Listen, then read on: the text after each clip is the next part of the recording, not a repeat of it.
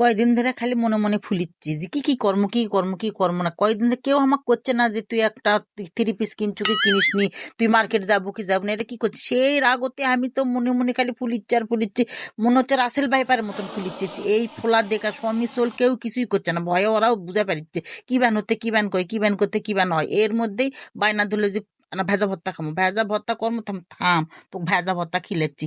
ও মা গো মা, কে বলি পাটার মধ্যে না ভেজা ভর্তা দিছি, এর মধ্যে পাশের বাড়ির দুলে না ভাই বেচা করছে আমি না 5টা 3 পিস কিনছি। তখন তো আমার মনটা তো আরো খারাপ হলো, আর আর মাথা এমনই ভাবে ঘুরিচ্ছে আর ঘুরিচ্ছে, রাগ হতে এমন ফোলা ফুলিচ্ছি, মনে হচ্ছে অ্যানাগন্ডার মতন ফুলিচ্ছি। এই ফোলানা দেখে ভর্তা এমন জোরে ঠাস ঠাস ঠাস ঠাস করে পিস ফেলিছি, মনে হচ্ছে যে ভর্তা করছে আমাকে সারা দিলে আমার জীবনটা গেল। তেমন থাম, এই সুযোগই পাইনু, এই দেখি কি করা যায় এই অবস্থা। তারপর দেখি না, ওরা যখন বুঝে পেলো যে না কিছু একটা হচ্ছে, আজ রোজা 23টা দিন গেল, আমাকে এখনো পর্যন্ত কেউ করলো না কিছু কিনছু কি কিনিস নি, বা মার্কেট যাবো কি যাবো না, বা তোর গায়ের কোনো 3 পিস আছে কি না। এই রাগতে আমি প্রতিশোধ নেওয়ার জন্য কি কি প্ল্যান বের করেছি, কিন্তু কিনু খুঁজেই পাইনু না। তো দেখি এরপর আবার কি প্ল্যানটা পাই কি পাই না সেটা আগে দেখবো।